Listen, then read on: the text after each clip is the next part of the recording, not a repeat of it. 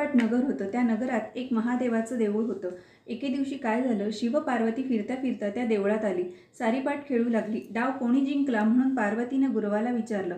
त्यानं शंकराचं नाव सांगितलं. पार्वतीला राग आला. गुरुवाला तू कोढी होशील म्हणून शाप दिला. तशा त्याला असह्य वेदना होऊ लागल्या. पुढे एके दिवशी काय झालं, देवळी स्वर्गीच्या अप्सरा आल्या. त्यांनी गुरव कोढी पाहिला. त्याला कारण पुशिलं. गुरवानं गिरिजेचा शाप सांगितला. त्या म्हणाल्या, भिवू नको, तू 16 सोमवारचं व्रत कर, म्हणजे तुझे कोढ जाईल. गुरव म्हणाला, हे व्रत कसं करावं? अप्सरांनी सांगितलं, सारा दिवस उपवास करावा, संध्याकाळी अंघोळ करावी, शंकराची पूजा करावी, नंतर अर्धा शेर कणिक घेऊन ती तूप गूळ घालावं, ते खावं. मीठ त्या दिवशी खाऊ नये. त्याप्रमाणे 16 सोमवार करावे. 17व्या सोमवारी 5 शेर कणिक घ्यावी, तूप गूळ घालून चुरमा करावा, तो देवळी न्यावा. भक्तीने शंकराची षोडशोपचारांनी पूजा करावी. नंतर चुरम्याचा नैवेद्य दाखवावा. पुढं त्याचे 3 भाग करावे. एक भाग देवाला द्यावा, दुसरा भाग देवळी ब्राह्मणांना वाटावा किंवा गाईला चारावा, तिसरा भाग घेऊन जाऊन सहकुटुंबांनी भोजन करावं, असं सांगून त्या नाहीशा झाल्या. पुढं गुरवानं ते व्रत केलं. गुरव चांगला झाला. पुढं काही दिवसांनी शंकर पार्वती पुन्हा त्या देवळी आली. पार्वतीनं गुरवाला कुष्ठरहित पाहिलं. तिनं गुरवास विचारलं, तुझं कोड कशानं गेलं? गुरवानं सांगितलं, मी 16 सोमवारचं व्रत केलं, त्यानं माझं कोड गेलं. पार्वतीला आश्चर्य वाटलं. तिनं आपला रागावून गेलेला मुलगा कार्तिक स्वामी परत यावा म्हणून हे व्रत केलं. समाप्तीनंतर कार्तिक स्वामी लागलेच येऊन भेटलं. दोघांना आनंद झाला. त्यांना आईला विचारलं, आई, मी तर तुझ्यावर रागावून गेलो होतो आणि मला पुन्हा तुझ्या भेटीची इच्छा झाली. याचं कारण काय? पार्वतीनं त्याला सोमवारच्या व्रताचा महिमा सांगितला. पुढं कार्तिक स्वामीनं ते व्रत केलं. त्याचा एक सोबती फार दिवस देशांतराला गेला होता. त्याची सहज रस्त्यात भेट झाली. पुढं कार्तिक स्वामीनं हे व्रत त्या ब्राह्मणाला सांगितलं. त्यानं लग्नाचा हेतू मनात धरला. मनोभावे 16 सोमवारचं व्रत केलं. समाप्तीनंतर तो प्रवासाला निघाला. फिरता फिरता एका नगरात आला. तिथं काय चमत्कार झाला. तिथल्या राजाच्या मुलीचं लग्न होतं. लग्नाला अनेक देशांचे राजपुत्र आले होते. मंडप चांगले सुशोभित केले आहेत. लग्नाची वेळ झाली आहे. पुढं राजाने हत्तीणीच्या सोंडेत माळ दिली. ज्याच्या गळ्यात हत्तीण माळ घालील त्याला आपली मुलगी द्यायची, असा राजाचा पण होता. तिथं आपला हा ब्राह्मण ती मौज पाहायला गेला होता. पुढं कर्मधर्म संयोगानं ती माळ हत्तीणीनं ह्याच ब्राह्मणाच्या गळ्यात घातली.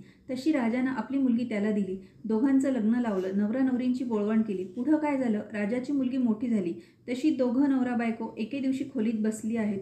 तसं बायकोनं नवऱ्यास विचारलं, कोणत्या पुण्यानं मी आपणाला प्राप्त झाले? त्यानं तिला 16 सोमवारच्या व्रताचा महिमा सांगितला. त्या व्रताची प्रचिती पाहण्याकरिता पुत्रप्राप्तीचा हेतू मनात धरला व ते व्रत ती करू लागली. तसा तिला सुंदर मुलगा झाला. तो मोठा झाल्यावर त्यानं आईला विचारलं, मी कोणत्या पुण्यानं तुला प्राप्त झालो? तिनं त्याला व्रताचा महिमा सांगितला. त्यानं राज्यप्राप्तीची इच्छा मनात धरली. तो व्रत करू लागला व देश पर्यटनाला निघाला. तिकडे काय चमत्कार झाला. फिरता फिरता तो एका नगरात गेला.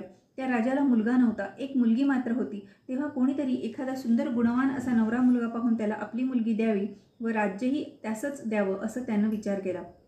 अनायसे त्या पुत्राची गाठ पडली. राजानं त्याला पाहिलं. तो राजचिन्ह दृष्टीस पडली. राजानं त्याला घरी आणलं, कन्यादान केलं व त्याला आपल्या राज्यावर बसवलं. इतकं होत आहे तो या ब्राह्मणपुत्राचा 17वा सोमवार आला. ब्राह्मणपुत्र देवळी गेला. घरी बायकोला निरोप पाठविला की 5 शेर कणकीचा चुरमा पाठवून दे. राणीनं आपला थोरपणा मनात आणला. चुरम्याला लोक हसतील म्हणून एका तबकात 500 रुपये भरून ते पाठवून दिले. चुरमा वेळेवर आला नाही. व्रतभंग झाला म्हणून देवाला राग आला. त्यानं राजाला दृष्टांत दिला. तो काय दिला, राणीला घरात ठेवशील तर राज्याला मोक्षील, दारिद्र्यानं पिडशील, असा शाप दिला. पुढे दुसरे दिवशी ही गोष्ट राजानं प्रधानास सांगितली. तो म्हणाला, महाराज, राज्य हे तिच्या बापाचं. आपण असं करू लागलो तर लोक दोष देतील. याकरिता असं करणं अयोग्य आहे. राजा म्हणाला, ईश्वराचा दृष्टांत अमान्य करणं हेही अयोग्य आहे. मग उभयतांनी विचार केला. तिला नगरातून हाकून लावलं. पुढं ती दीन झाली. रस्त्यानं जाऊ लागली. जाता जाता एका नगरात गेली. तिथं एका म्हातारीच्या घरी उतरली.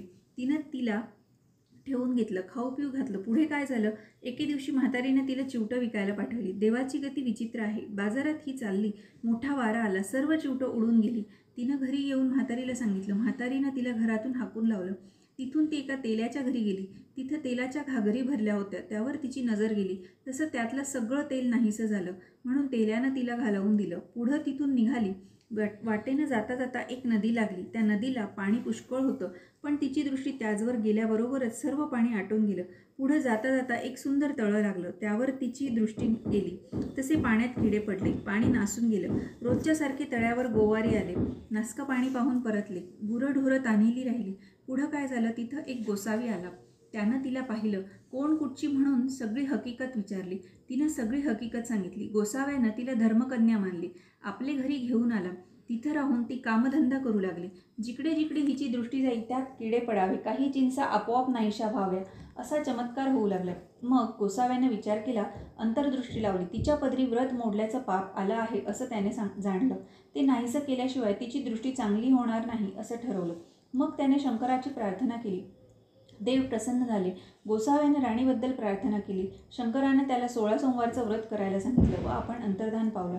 पुढं गोसाव्याने तिच्याकडून 16 सोमवाराचं व्रत करविलं. तसा परमेश्वराचा कोप नाहीसा झाला. तिच्या नवऱ्याला तिच्या भेटीची इच्छा झाली. दूत चोहीकडे शोधायला पाठविले. शोधता शोधता तिथं आले. गोसाव्याच्या मठीत राणीला पाहिलं. तसंच जाऊन त्यांनी राजाला सांगितलं. राजा प्रधानासह गोसाव्याकडे आला. गोसाव्याला साष्टांग नमस्कार केला. वस्त्र प्रावरण देऊन संतोषित केलं. गोसावी म्हणाला, ही माझी धर्मकन्या. मी इतके दिवस तिला माहेरी ठेवून घेतली होती. ती तुझी स्त्री आपल्या घरी घेऊन जा व चांगल्या रीतीने पाणी ग्रहण करून सुखानं नांद. राजानं होय म्हटलं. गोसाव्याला जोडप्यानं नमस्कार केला व राणीला घेऊन आपली नगरी आला. पुढं मोठा उत्सव केला. दानदक्षिणा देऊन ब्राह्मण संतुष्ट केले. राजा राणीची भेट झाली. आनंदानं रामराज्य करू लागली. तसे तुम्ही शंकराला प्रसन्न करून रामराज्य करा. ही 60 उत्तराची कहाणी. 5 उत्तरी, देवब्राह्मणाचे द्वारी, गायीचे गोठी, पिंपळाचे पारी, सुफळ संपूर्ण.